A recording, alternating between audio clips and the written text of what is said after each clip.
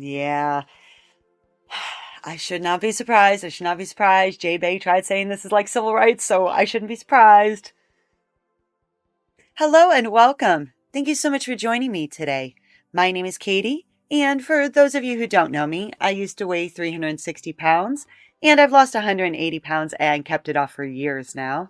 And on this channel, we will discuss weight loss, weight maintenance, nonsense I see online about body positivity and fat acceptance, my experiences with all of that, and well, anything else I feel like talking about. So if that sounds like something you're interested in, please go ahead and hit that subscribe button down below, and let's get into today's video.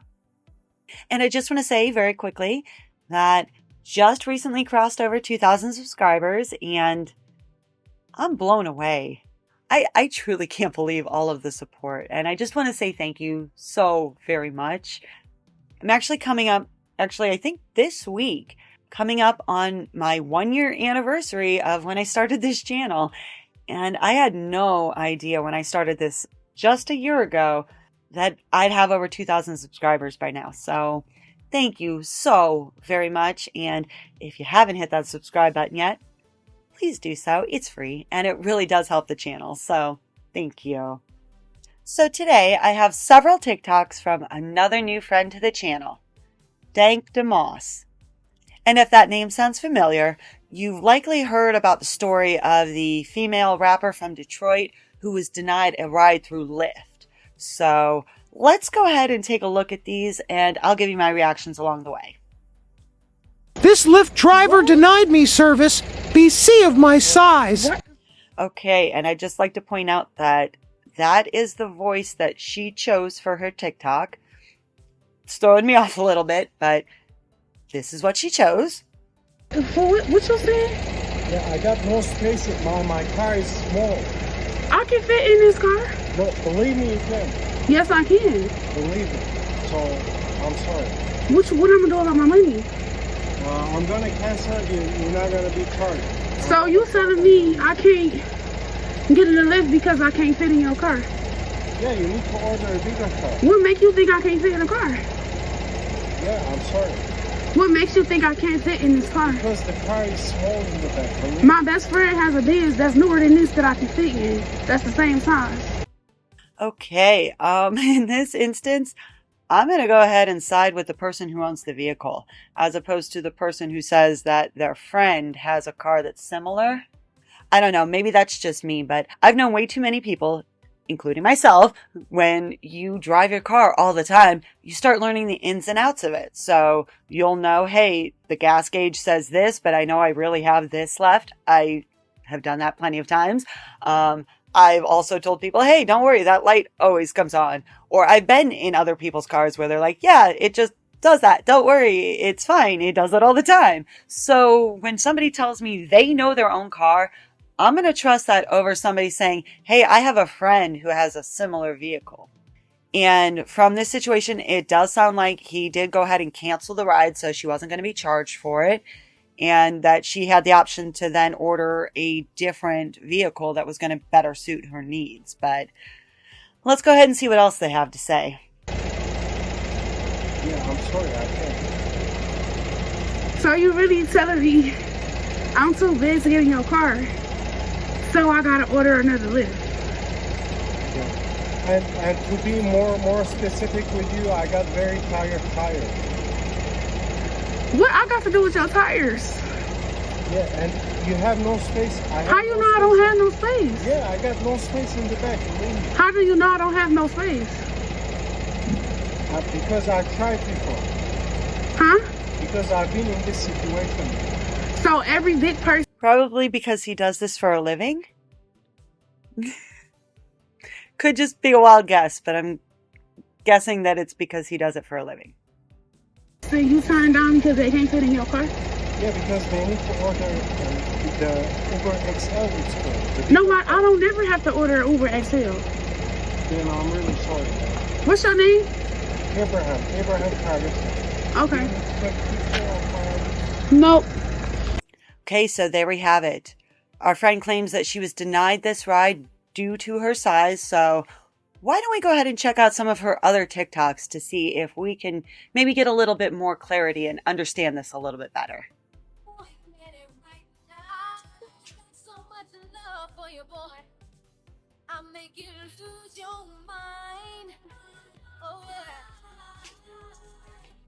Oh, I understand why now.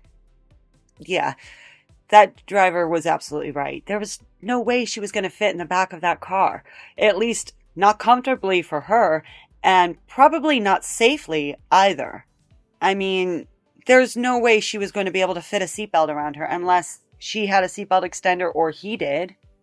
And also on top of that, if you aren't sitting in the seat properly, if somebody gets in an accident, there can be a lot of problems with that. There just absolutely can be. So I fully understand exactly why this driver did not want her to get in his car.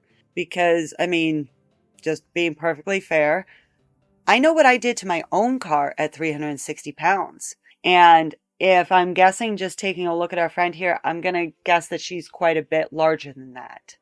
And for reference, I'm 5'9", so I understand that if she is considerably shorter than me, she could be in that ballpark. But again, at 360 pounds and 5'9", I know that I was having trouble fitting behind the steering wheel of my own car. No, I've mentioned that numerous times on here. But let's go ahead and talk a little bit more about that, as well as, again, the actual damage that I caused to my own vehicle. Okay, so let's go ahead and take a little trip down memory lane here to my very first car. And technically, I had another vehicle for like about 3 weeks or so.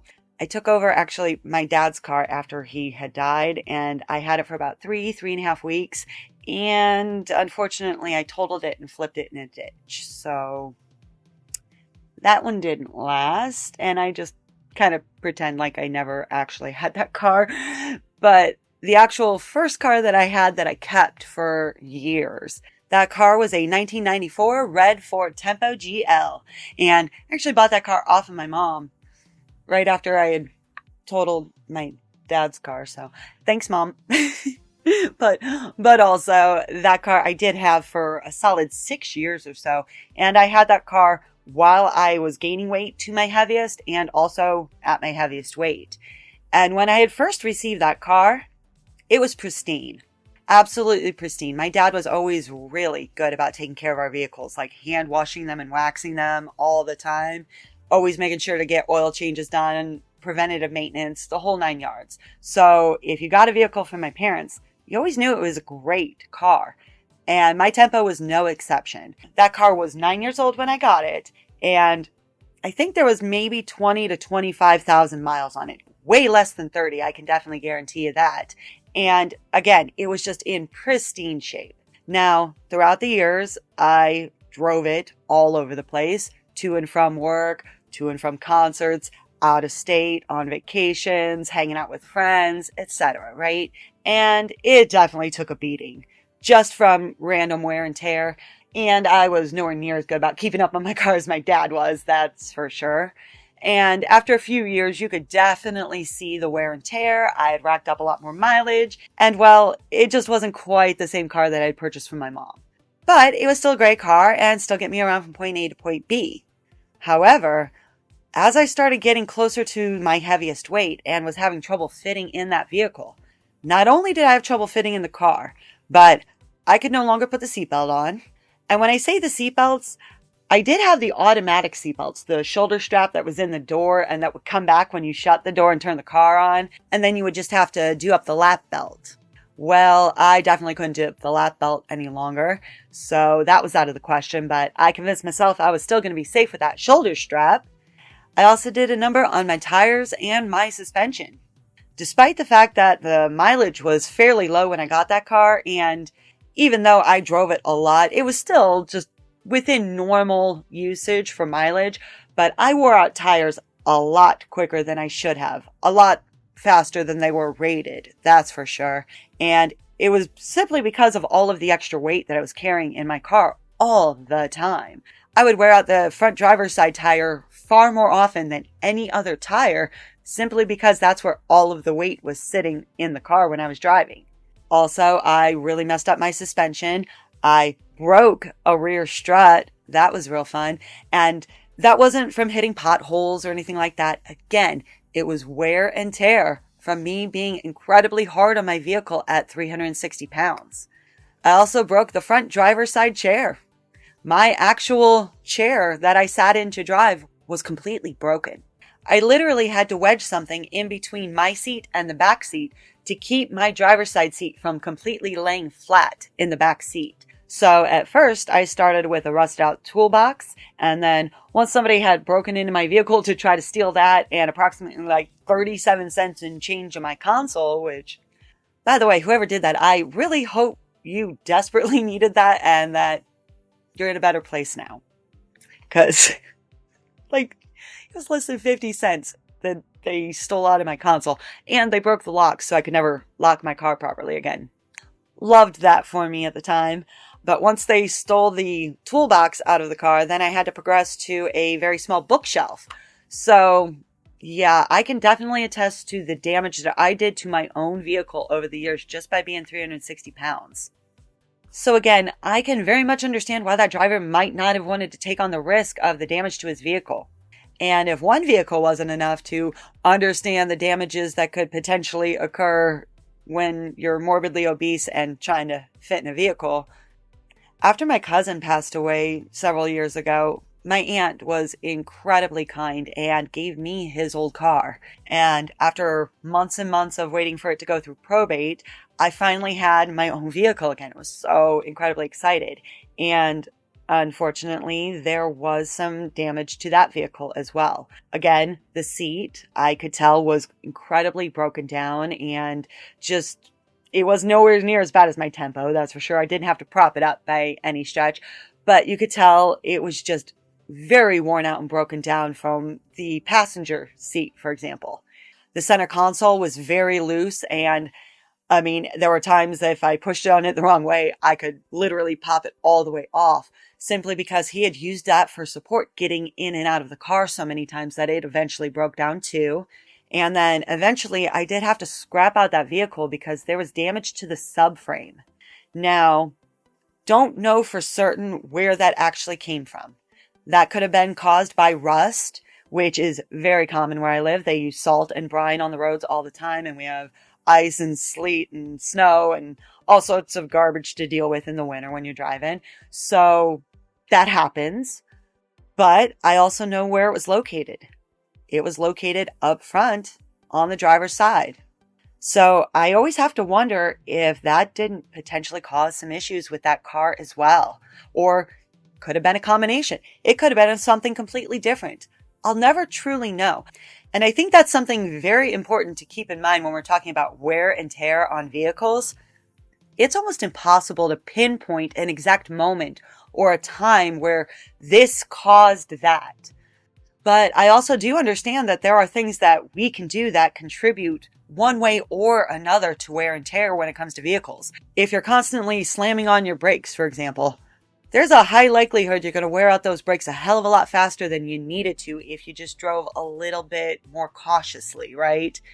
And that can be said with numerous things all throughout your vehicle. And when you add additional weight, that's always going to add additional wear and tear. It just absolutely is. So I do understand the argument that he's using this vehicle for ride shares, and that's automatically going to put a lot of wear and tear on his vehicle. But I do understand that even while doing that, there are going to be things that he could do or choose not to do that could increase or decrease the wear and tear on it. So let's go ahead and take a look at this next one and see if it provides any more illumination on this.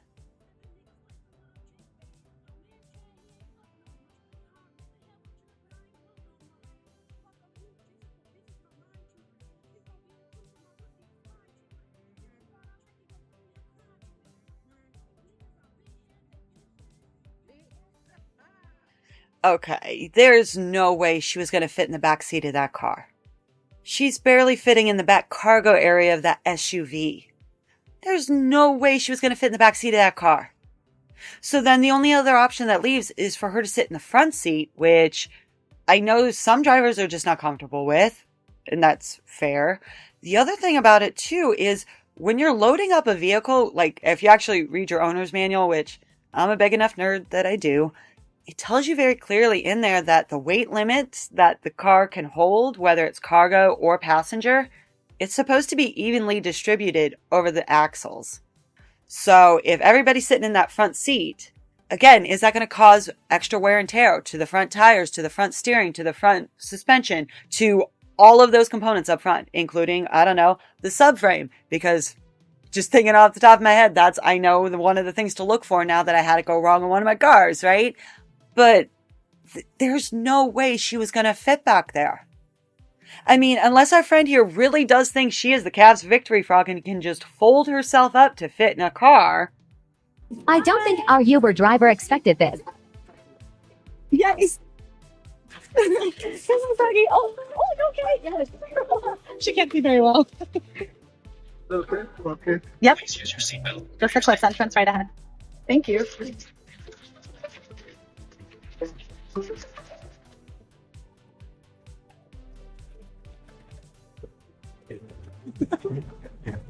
Have a good one.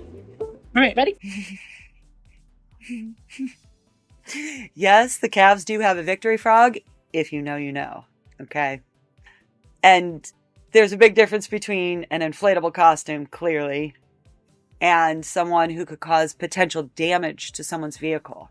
So I'm not really sure why our friend thought she was going to fit in the back of this car, truly.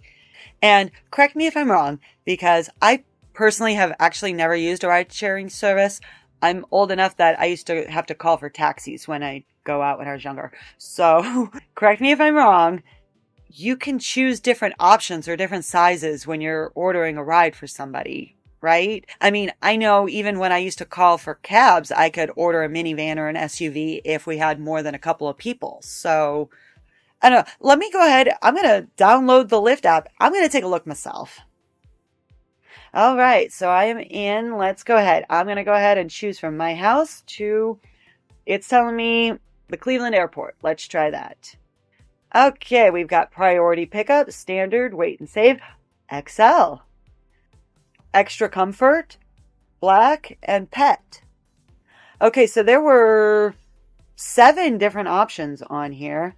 Now, I don't know if that varies from city to city, but this would be going from Akron to Cleveland. So that's actually going from one city to another. And I was still able to find 7 different options there. And well, yeah, they had the extra comfort and the XL. So if I needed any of those things, or for example, I had a pet and needed to transport my pet, I'd pick the one I needed. So seeing that there are so many options here, I'm genuinely curious how our friend here is claiming discrimination, because I've never used one of these apps before a day in my life, and I can already tell that I have choices. I have options here. So if I choose the wrong one, how is that discrimination? If I don't select the right choice, how is that someone else's fault? And her just saying that she could fit, I mean, again, I'm still going to side with the person who owns the vehicle as opposed to someone who says that their friend owns a similar vehicle. But also, I guess I'm genuinely confused. Now, maybe this is just something I don't understand because I never worked as an independent contractor at any of my jobs. I was always an actual employee.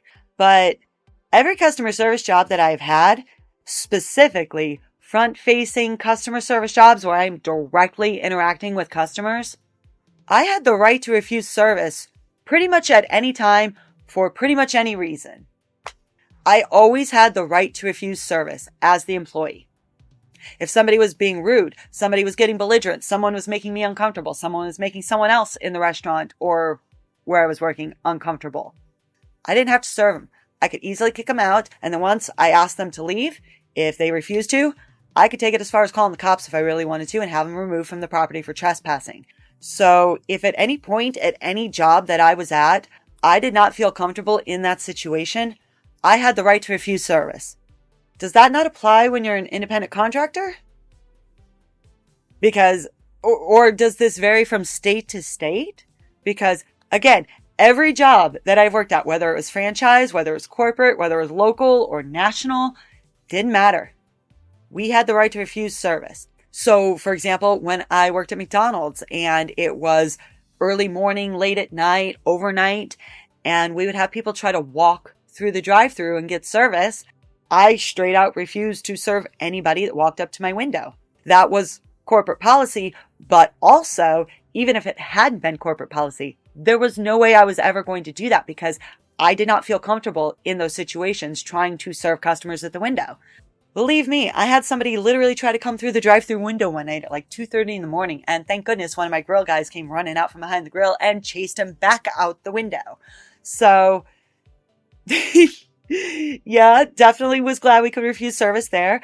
When I worked at the gas station, let's see, I had to refuse service certain times. So, for example, if somebody was intoxicated and they came up to purchase more alcohol, state law, I can't serve you. I'm very sorry.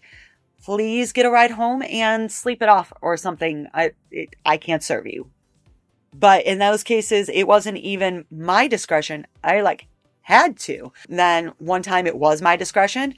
I had somebody come up, again, very late at night. They obviously must have run out of gas for their car. And instead of paying I think it was $5 or $10 we asked for a deposit to use the gas can, the communal gas can at the gas station, they refused.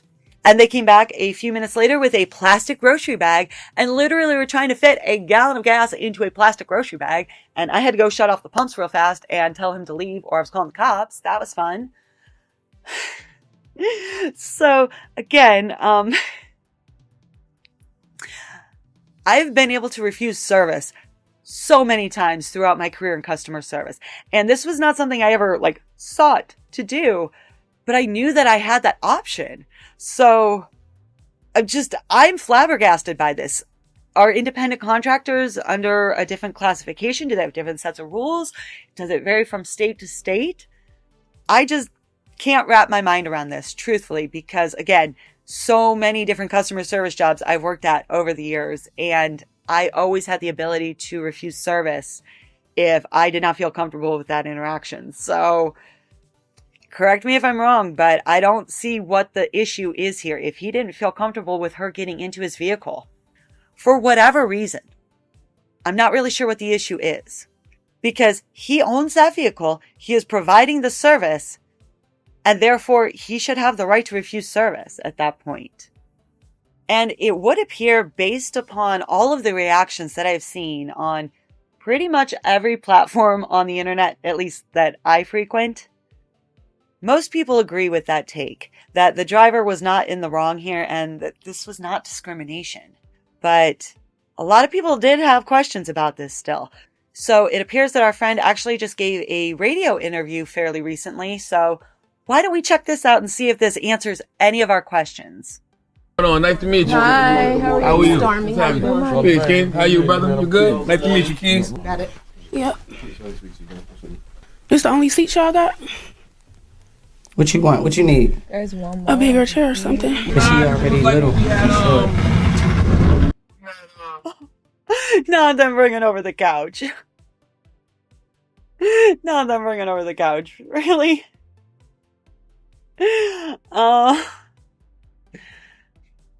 After a certain point, you would hope some of these things would be a wake-up call, because clearly nobody else is having the problem in this studio besides her. So after a certain point, you would really think that some of these things would trigger something in these people's minds that, hey, everybody else has no problem with this. So maybe this isn't a problem. Maybe I just have a problem with it. But let's see. That's what I'm talking about. Good. This is the accommodation. There you go. You know, you walked in and, you said the chair was too small, so we had to bring the part of the sectional for you to sit in. And you said something. You said, now this is what I'm talking about, accommodations, right? Yes. Well, we live in a world that's not always going to be able to accommodate people that are we plus should, size. though. We should, because we not all the same, you know? Mm-hmm. I feel like we should. Like, why not? I feel like a lot of times people think that bigger people, obese, the F word people should just be in a house, when it's like, The we F not. word? Yeah, the F word. I'm not You about heard to. that you can't say in your house, Yeah. fat. You don't like it. Oh, I'm not saying that word. Yeah, we don't use that. Oh. Oh. Okay. I didn't go to fat as the F word. I went to a lot of other places, but not fat. Word in my house either. I thought you were talking about the gay slur. I'm like, wait, I'm confused. No. No. But I just feel like it should be accommodated. Bigger people should be accommodated, just like we accommodate the LGBT community. All those other communities. I just feel like. Whoa. Okay. Yeah. I should not be surprised. J Bay tried saying this is like civil rights, so I shouldn't be surprised. Fat acceptance, always trying to sidle up to other communities that are actually marginalized so they can try to get some sort of credibility. We make accommodations for LGBT. What accommodations is that? That what? They have access to fill out a marriage license the same as a straight couple? Like literally, I am literally trying to rack my brain trying to think of like literally any other accommodation. What? They're allowed to have pride festivals? I mean, at least in my city, they have the Pride Festival because it's a huge economic boost to my area. That's a big reason why they allow it. It's not an accommodation. That's just... I'm literally trying to think accommodations for LG... Like, what? There are accommodations for gay people? Like, I could have been getting accommodations as a bisexual this whole time? What? I am thoroughly confused. I am so genuinely confused by that statement. What accommodations could she possibly be talking about? And let's just keep this 100% here. People don't choose their orientation. They just do not. People can and do make the series of decisions that allows them to be overweight or obese. One is not a choice. The other is a choice. So if you're going to sit there and try to compare these groups, the same thing happens when they try to bring civil rights into it. Because last I checked, you really can't change the color of your skin. But you absolutely can gain or lose weight. That is a completely different ballgame than other marginalized communities that don't really have a say in their situation. I didn't ask or choose to become disabled through my EDS. My grandpa didn't ask or choose to be blind. However, if you make a series of bad choices, you very easily can become overweight or obese. Again, I should not be surprised because this is exactly how fat acceptance operates. They want to sidle up to other marginalized groups and try to leech off their credibility from them somehow. Talking about accommodations, which originally was meant for disabled people, and then talking about LGBT and the supposed accommodations that are made for us, which, again, did I like forget to sign up for it when I was at Pride Fest? Like, somebody, please let me know. Did I just not get my welcome packet? What accommodations do I get? I thought that people just, wanted equality, like to be able to marry or have children like their straight counterparts, but I didn't think that was an accommodation. I thought that was just equality. But again, please just let me know if I missed something at orientation. All those other communities, I just feel like we outside. If we inside is get up. Why you in a house? You should be doing this. You should be doing that. When we outside, it's like, why you not in the house? Well, people would say, okay, John. Who actually told you that? Because, that's crazy. I don't believe that, F people should stay in the house. I mean, but... Okay, fat people, please let's not indulge this fantasy. It's fat people. If she doesn't want to use that word, that's fine. But we're not going to give in to other people's just delusions, are we? I thought fat was a neutral descriptor. I thought fat was the okay word and obese was the slur, but now it's the F word. And oh my goodness, I have never actually heard anybody in my entire life say that fat people shouldn't be outside.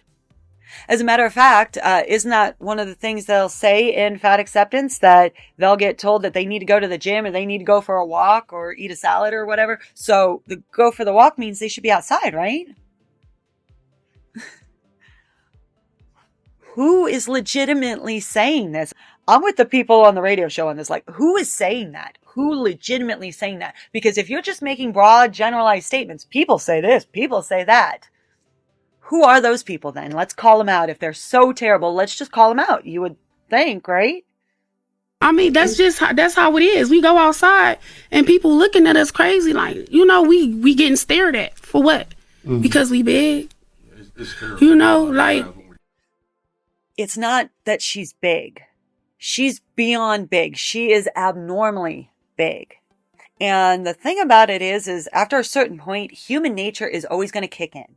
And one of the things that makes us human are pattern recognition. Good, bad, or otherwise, that is something that makes us human. We've been able, over the course of centuries and millennia, able to hone these skills and realize when we see things that are vastly different than the rest of the pattern that we see.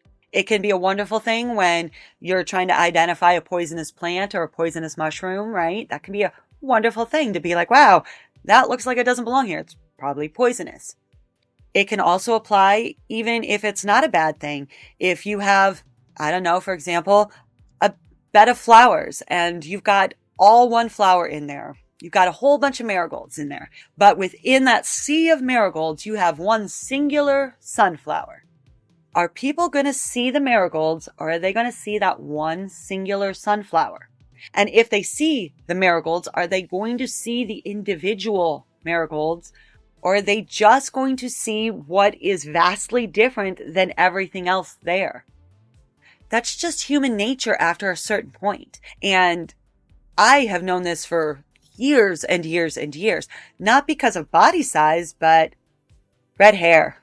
I have been all sorts of colors of hair in my life. I've been black, dark brown, bleach blonde. The number one attention grabber, the red hair. It just grabs attention everywhere I go. And yes, I do dye this a little bit redder than my natural color, but growing up a natural redhead all through my adult years, red hair is just an attention getter. It really is. And sometimes you don't want that attention, but people will be able to recognize you because of that red hair. And truth be told, that's actually kind of why I bleached my hair a number of years ago. It was right after I had quit my job at the gas station, the one that I had to quit because I had a bunch of stalkers and people literally following me to and from my job and all sorts of unsavory things going on around that time in my life. I realized that my short red hair, especially with my flower like I normally wear, I stick out like a sore thumb everywhere I go. It's very easy to pick me out in a crowd. It just is. Because you don't see a whole lot of people with this color hair, in this style, wearing a flower in it. You just don't. And I'm aware of this. I know that when people look or people stare, this is often what it is. Because I've gotten a lot of comments on it over the years, let's be fair. Especially the flower. That's the one that I get more comments than just about anything else is the flower. But I understand it's not a good or a bad thing. It's just people notice it because it is different. The same thing can be said if somebody is very small, very short, very tall. We see them. We pick them out of a crowd, even if we're not really trying to. You just notice that, right? So this idea that she's getting stared at, it's not because she's big. It's because she is abnormally big. That's the thing about it. And I mean, fat acceptance does acknowledge that to some degree. They have the fatness spectrum where they'll tell you about how crappy your life gets the fatter you get, essentially. Or, I'm sorry, no, they word it, what is that? The larger you are, the more oppressed you are. So they understand that within their own movement, but yet our friend here can't understand why people would stare at her. It's not because she's fat. She is super morbidly obese, and we're talking beyond the pale of what most people are used to seeing. So there we have it. Our new friend, Dank Demoss, and evidently she is still going forward with that lawsuit against Lyft. So I guess we will have to see how that plays out and if the courts do decide whether or not this is discrimination. But I think I already know how I would vote if I were on that jury. But maybe that's just me. Let me know down in the comments below. What do you think? I'm genuinely curious and I love reading all of your responses. That is where we'll leave things today. I thank you so much for joining me. Please be sure to like, share, comment, and subscribe, and I will catch you on the next one. Bye! Hiya, Pokey. Hey, sweetheart. Did you know that pitchers and catchers started reporting today? Oh, did you know? Spring training means baseball season's just around the corner. My favorite time of year, baseball season. Aren't you thrilled? Pokey is she's so thrilled. She's beside herself. She can't express how thrilled she is. Look at this cat. She's clearly loving every moment of this.